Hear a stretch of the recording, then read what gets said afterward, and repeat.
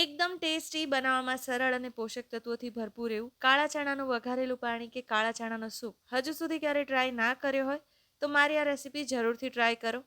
દેશી ચણા બાફ્યા પછી વધેલું પાણી છે તે પ્રોટીન, આયર્ન અને એન્ટીઓક્સિડન્ટ્સથી ભરપૂર હોય છે અને મોટાભાગના લોકો ફેંકી દેતા હોય છે. મારા ઘરેમાંથી હું આ ચણાનું પાણી બનાવતી હોઉં છું. પાણી બનાવવા માટે સૌપ્રથમ 1.5 કપ ચણાને 2 થી 3 વાર ધોઈ આખી રાત માટે ગરમ પાણીમાં પલાળીને રાખ્યા હતા.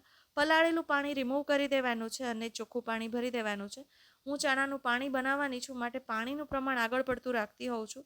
ચણા હોય એનાથી 3 ગણું પાણી લેતી હોઉં છું.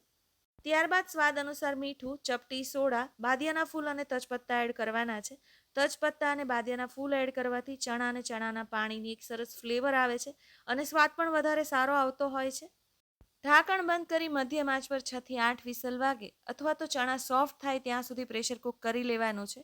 ચણા, દાળ અને રાજમા બાફતી વખતે પાણીનો ભાગ થોડો વધારે હોય તો પ્રેશર કુક કરતી વખતે વિસલ વાગે ત્યારે તેમાંથી પાણી બહાર આવતું હોય છે અને વર્કિંગ સ્પેસ ખરાબ થતી હોય છે. એવું ન થાય એ માટે હું કિચન ટોવેલ હોય તેને પાણીની મદદથી હું રોલ જેવો શેપ આપી દઉં છું અને પછી સીટીની ફરતે રાખી દેતી હોઉં છું, જેનાથી પ્રેશર કુક બરાબર થાય છે અને વર્કિંગ સ્પેસ પણ ખરાબ નથી થતી. પ્રેશર રિલીઝ થયા પછી ચણાને ચેક કરી લઈશું. ચણા એકદમ સરસ સોફ્ટ બની ગયા છે. હવે ચણાનું પાણી અલગ કરવા માટે આ બધું સ્ટ્રેનરમાં એડ કરી દઈશું. બાફેલા ચણાનું પાણી પ્રોટીન, એન્ટીઓક્સિડન્ટ્સ અને આયર્નથી ભરપૂર હોય છે. લોહીની ઉણપ હોય કે પાચનની સમસ્યા હોય કે વધુ થાક લાગતો હોય તો આ ચણાનું પાણી બહુ જ ફાયદાકારક છે અને મોટાભાગના લોકો ચણા બનાવતી વખતે થોડું પાણી યુઝ કરતા હોય છે અને બાકીનું ડિસ્કાર્ડ કરી દે છે. મારા ઘરે હંમેશા ચણાની સાથે આ પાણી અચૂકથી બને છે અને ખૂબ જ ટેસ્ટી હોય છે. ગાળીને રાખેલા ચણાના પાણીમાં અડધો કપ દહીં એડ કરીશું. મોળું હોય એવું દહીં લીધું છે. 5 ચમચી હળદર એડ કરવાની છે અને બ્લેન્ડરની મદદથી બધું સારી રીતે મિક્સ કરી લેવાનું છે. ચણા બાફતી વખતે આપણે મીઠું એડ કર્યું છે માટે ચણાનું પાણી છે તેમાં મીઠાનો ભાગ હોય જ છે. તમને જરૂર લાગે તો એડ કરી શકાય, પરંતુ હું નથી એડ કરતી.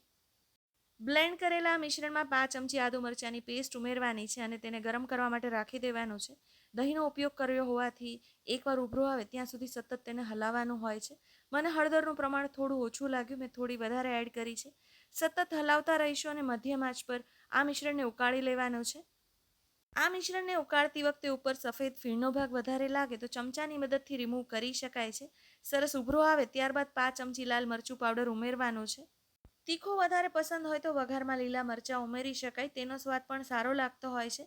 5 થી 7 મિનિટ ધીમી આંચ પર આ મિશ્રણને સારી રીતે ઉકાળી લેવાનું છે અને મિશ્રણ સરસ રીતે ઉકળી જાય પછી વઘાર કરવા માટે એક પેનમાં તેલ ગરમ કરવા માટે રાખીશું અને તેલ પ્રોપર ગરમ થઈ જાય પછી તેમાં કટ કરીને રાખેલું લસણ ઉમેરવાનું છે. લસણ થોડું થવા લાગે ત્યારબાદ તેમાં જીરું અને હિંગ ઉમેરીશું. મીઠા લીમડાના પાન ઉમેરીશું અને અડધી મિનિટ માટે આ વઘારને થવા દઈશું. ત્યારબાદ ગેસની આંચ બંધ કરી દેવાની છે અને 5 ચમચી લાલ મરચું ઉમેરવાનું છે. મગનું પાણી દરેકના ઘરે બનતું હોય છે, પરંતુ ચણાનું પાણી છે તે બહુ જ ઓછા લોકોને ખબર હોય છે. ચણાનું પાણી વેટ લોસમાં પણ એટલું જ હેલ્પફુલ છે, માટે ડાયટ કરતા હોય ત્યારે પણ તમે આ પાણીનો ઉપયોગ કરી શકો. તૈયાર કરેલો વઘાર છે તે ઉકાળીને રાખેલા ચણાના પાણીમાં ઉમેરી દેવાનો છે અને આ પાણીને વધુ 2 થી 3 મિનિટ માટે ઉકાળી લેવાનું છે. પાણી સારી રીતે ઉકળી જાય પછી ગેસની આંચ બંધ કરી દેવાની છે અને ઉપરથી કોથમીરથી ગાર્નિશ કરીશું. ગરમા ગરમ પાણીને સર્વ કરીશું.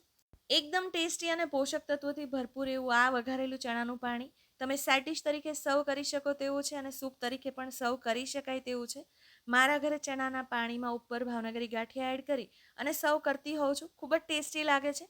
તમે ડાયટ માટે કરતા હોય તો ગાંઠિયા અવોઇડ કરી શકાય. કોથમીર અને ગાંઠિયાથી ગાર્નિશ કરીશું અને એકદમ ટેસ્ટી એવા ચણાના પાણીને સર્વ કરીશું. તો ચણાનું વઘારેલું આ પાણી જરૂરથી ટ્રાય કરો અને મને કમેન્ટ્સમાં જણાવો કે તમને મારી રેસીપી કેવી લાગી. જો તમને મારી રેસીપી પસંદ આવી હોય તો તમારા ફેમિલી અને ફ્રેન્ડ સાથે જરૂરથી શેર કરો અને મારી ચેનલને સબસ્ક્રાઈબ કરવાનું નહીં ભૂલતા.